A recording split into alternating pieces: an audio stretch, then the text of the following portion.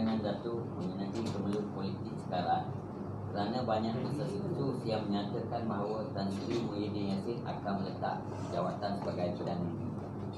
Okay, Bismillahirrahmanirrahim. Assalamualaikum warahmatullahi taala wabarakatuh. Terima kasih ya. Satu soalan yang cukup relevan. Kita berada pada satu situasi yang kita boleh sebut sebagai defining moments dalam sejarah Parti Bersatu dan juga dalam sejarah Parti Perikatan Nasional ya. Jadi banyak desas-desus di luar sana yang menyatakan bahawa Tan Sri Muhyiddin Yassin bakal meletakkan jawatan pada hari Isnin ya. Jadi ini adalah berita yang kita dengar, disebut juga ini adalah desas-desus ya. Jadi belum ada kepastian sama ada perkara ini akan berlaku ataupun tidak akan berlaku ya. Jadi cadangan ataupun berita yang kita terima adalah untuk yang amat berhormat Perdana Menteri kita, Presiden Parti Bersatu kita akan menghadap Yang di-Pertuan Agong pada hari Isnin ya. Apa yang lebih penting untuk kita sampaikan di sini ialah kita melihat dari sudut kestabilan negara, dari sudut usaha kerajaan untuk membawa negara kita keluar dari ancaman COVID-19 dan pada masa yang sama membawa ke seluruh rakyat negara kita keluar daripada wabak COVID ini. Dan sekiranya berlakulah apa yang disebut pergantian ataupun pertukaran pucuk pimpinan ya pada peringkat tertinggi dalam jawatan Perdana Menteri, maka kita tidak boleh lari daripada perkara yang biasanya berlaku apabila pucuk pimpinan bertukar, bersilih ganti, maka kesinambungan segala usaha-usaha kerajaan untuk membawa negara kita bebas COVID akan tergelincir, akan terlambat ataupun menghadapi masalah. Jadi inilah yang lebih membimbangkan kepada kita. Bukan soal sama ada Tan Sri patut meletakkan jawatan ataupun tidak. Kerana kita di Bersatu, kita sememangnya ingin melihat Tan Sri terus kekal sebagai Perdana Menteri. Walau apa pun tekanan politik yang Tan Sri terima, walau apa pun dugaan dan juga cubaan pihak pembangkang yang ingin menjatuhkan Tan Sri, kita mahu Tan Sri istiqomah, terus kekal, terus berusaha untuk memimpin kita semua. Kita sebagai pimpinan Bersatu di peringkat bahagian dan saya juga adalah pimpinan di peringkat majlis pimpinan tertinggi, sesungguhnya akan terus berdiri kukuh dan cekal bersama dengan Tan Sri supaya kita boleh mencapai apa yang selama ini memang telah kita rancang untuk keluar daripada pandemik COVID-19, untuk memulihkan ekonomi negara dan pada masa yang sama memulihkan juga kedudukan sosioekonomi rakyat Malaysia secara amnya. Jadi kita kalau boleh kita tidak mahu berlaku pertukaran yang begitu drastik dalam keadaan yang begitu kritikal, di mana kedudukan negara seperti pepatah yang selalu kita dengar, telur di hujung tanduk. Kita tidak mahu perkara itu berlaku ya.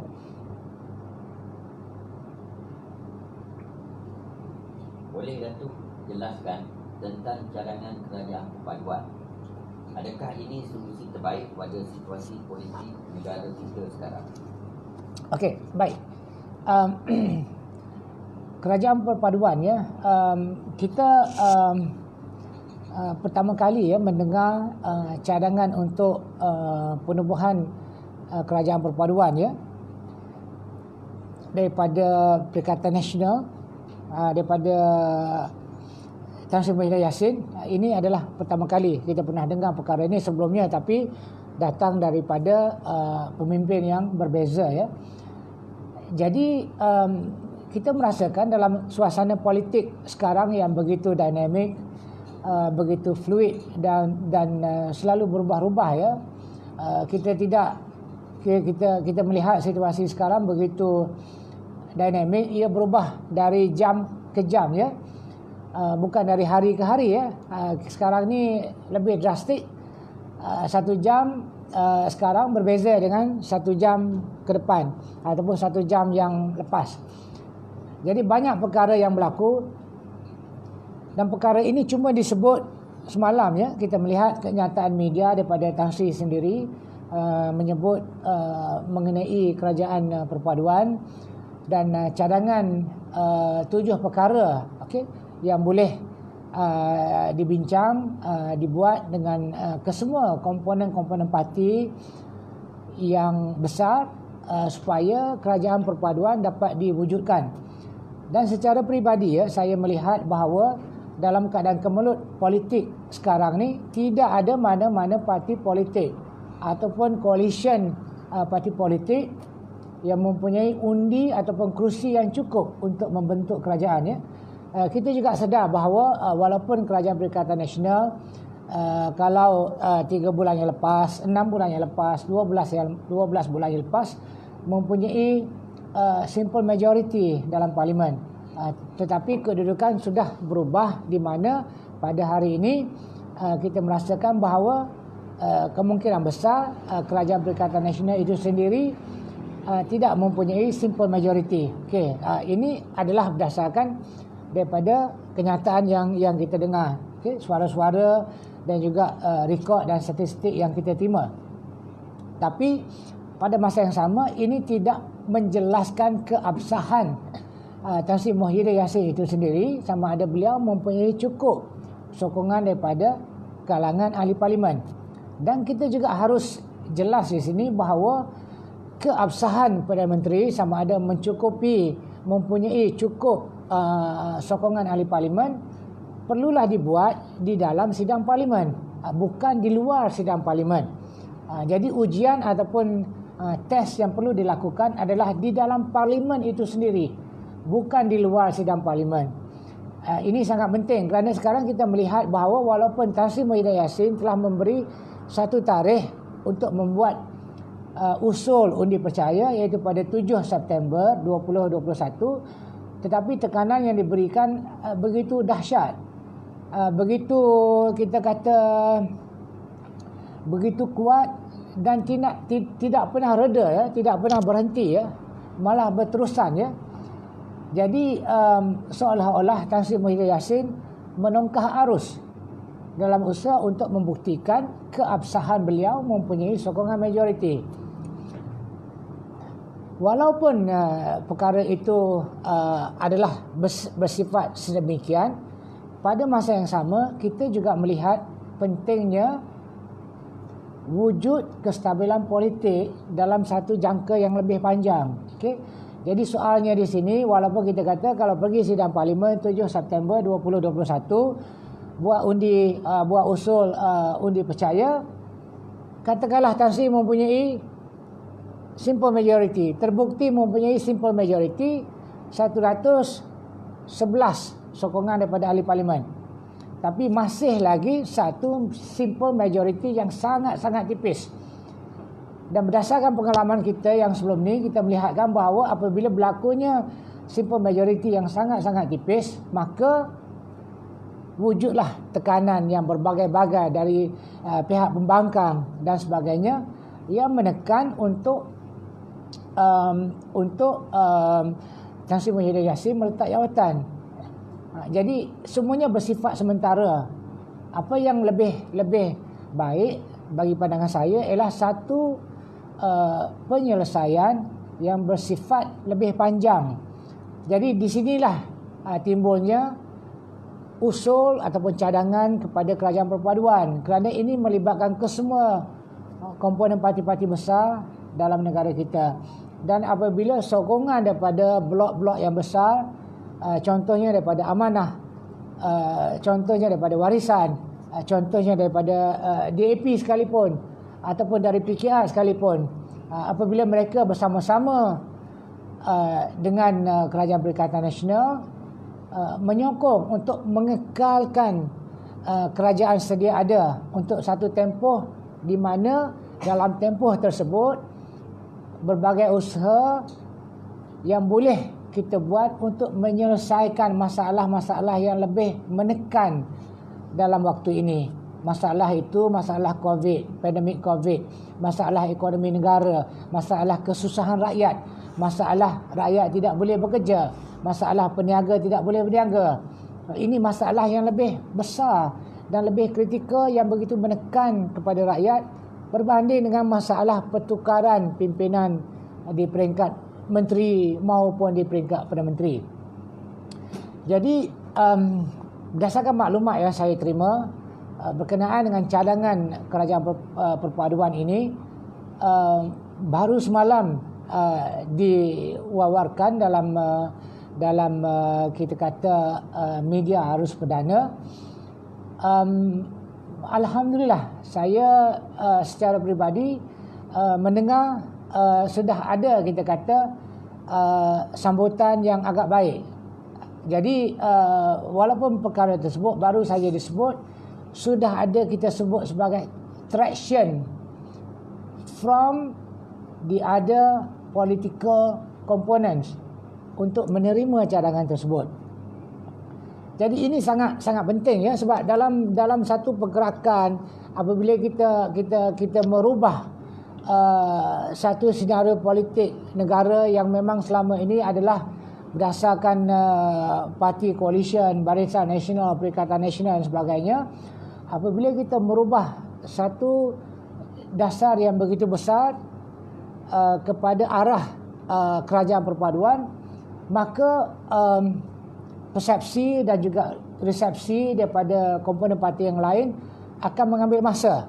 Tapi alhamdulillah, daripada apa yang saya dengar, perkara ini sudah mula menarik minat mereka, dan malah ada juga komponen parti-parti yang lain yang telah bersuara ataupun berbisik mengenai cadangan ini, dan pada pandangan mereka ini adalah satu solusi yang paling tepat, paling baik dalam keadaan situasi kemelut politik yang begitu mendesak sekarang ya.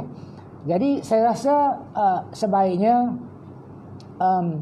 Tan Sri Muhyiddin Yassin memberi sedikit masa untuk pergerakan ini berlaku, supaya kesan dan juga traction yang mula bergerak ini akan lebih menjadi jelas ya, akan lebih terlihat, dan mungkin dalam tempoh beberapa hari ini kita akan mendapat satu kepastian ya, sama ada parti komponen lain betul-betul berminat ataupun tidak berminat ataupun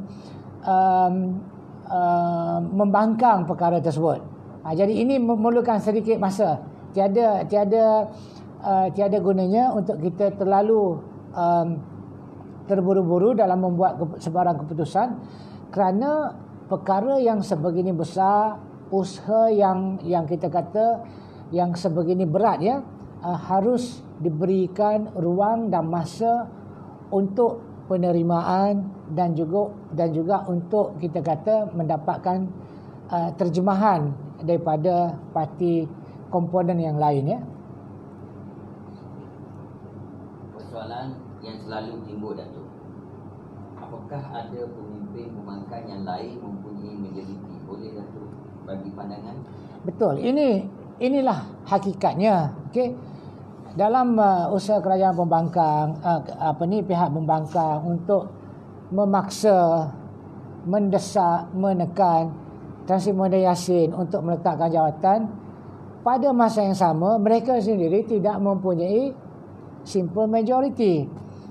Dan kita juga tahu bahawa dalam situasi sekarang tidak ada mana-mana parti politik ataupun gabungan parti politik yang mempunyai simple majority untuk membentuk kerajaan.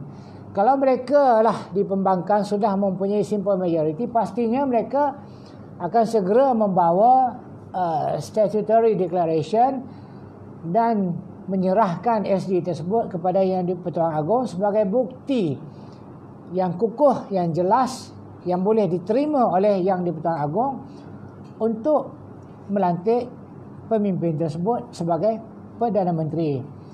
Dengan kata lainnya, tidak ada mana-mana pemimpin pembangkang sama ada Datuk Seri Anwar Ibrahim maupun Tengku Razali maupun Tun Mahathir Mohamad maupun Datuk Seri Zahid Hamidi maupun Datuk Seri Najib Razak yang mempunyai simple majority untuk membentuk kerajaan. Malahan apa yang saya ingin tekankan di sini adalah Tan Sri Muhyiddin Yassin mempunyai sokongan yang paling besar di antara calon-calon yang ingin menjadi Perdana Menteri yang saya sebutkan tadi.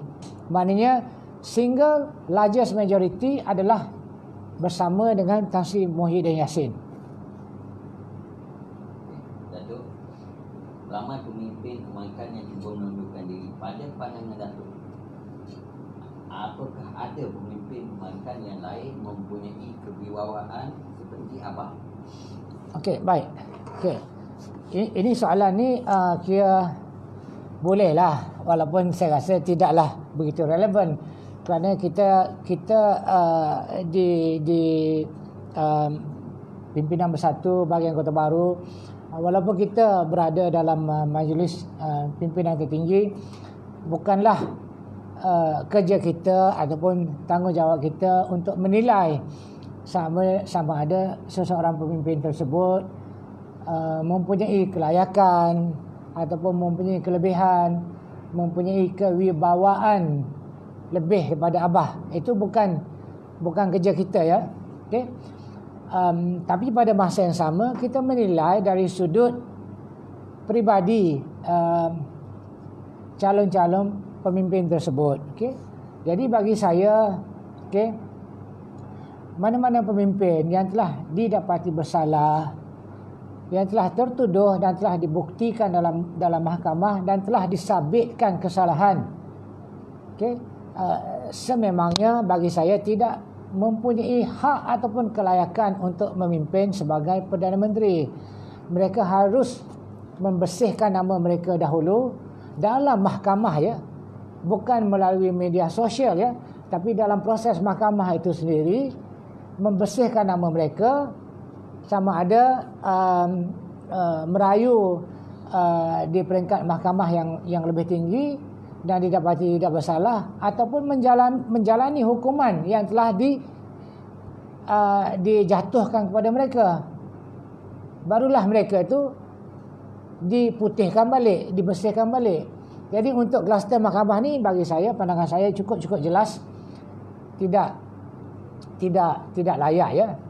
Pada masa yang sama ada juga calon-calon lain yang saya fikir mungkin telah kita kata pernah menjadi pemimpin negara, seperti Tun Mahathir.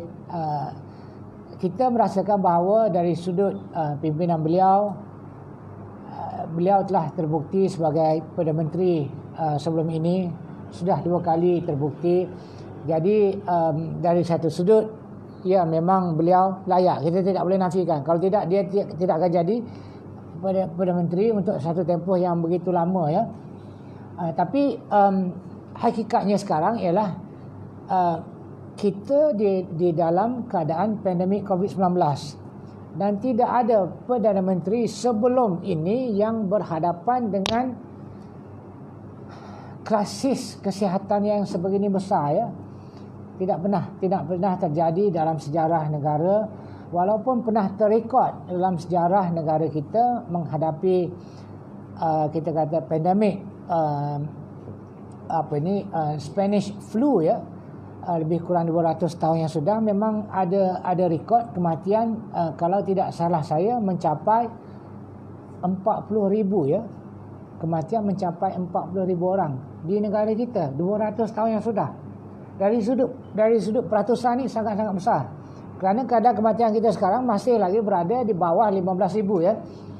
Jadi kalau 200 tahun dahulu 40,000 orang mati kerana Spanish flu di Eropah, kematian di negara kita. Okey. Tapi rekod mengenai pengurusan negara, rekod mengenai siapakah yang menjadi Perdana Menteri waktu itu, kerana kita tidak ada Perdana Menteri waktu itu. Okey, kita ada penjajahan British pada waktu itu. Okey. Jadi rekod yang ada cumalah di peringkat kerajaan British. Okey. Jadi kesimpulannya ialah di negara kita ni tidak ada Perdana Menteri yang terpaksa menghadapi, kita kata, invisible war, perang dengan musuh yang tidak kelihatan, COVID-19 tidak pernah berlaku. Jadi cabaran terhadap Abah sangat-sangat besar, dan kita tidak ada benchmark macam mana kita nak ukur sama ada pemimpin lain yang lebih berwibawa untuk memimpin Malaysia keluar daripada wabak ini. Tidak ada benchmark, tidak ada sejarah, tidak ada statistik, tidak ada scientific data yang boleh memberi keyakinan kita kepada perkara tersebut. Datuk, kalau Tan Sri Muhyiddin Yassin ditakdirkan meletak jawatan, pada pandangan Datuk, siapa yang layak menggantikan beliau? Okey, ini soalan kita kata kalau ikut turutan ni, soalan ni bagi saya ini bukan soalan lah. Sebab usaha kita sekarang ialah untuk kita kukuh dan cekal berdiri di belakang Tan Sri Muhyiddin Yassin supaya beliau kekal sebagai Perdana Menteri. Okey. Jadi kalau soalan dia tu siapakah yang layak mengganti beliau, saya tak boleh jawab sebab pilihan saya cuma satu saja, iaitu Tan Sri Muhyiddin Yassin. Dan sekiranya beliau meletak jawatan, kita kalau boleh pimpinan politik daripada Parti Bersatu bolehlah mengganti beliau sebagai Perdana Menteri. Tapi kita tak mau bincang perkara tersebut kerana kita masih lagi istiqamah, masih lagi kukuh, masih lagi cekal untuk bersama-sama mendoakan supaya Tan Sri Muhyiddin Yassin kekal sebagai Perdana Menteri tanah air yang kita cintai ini.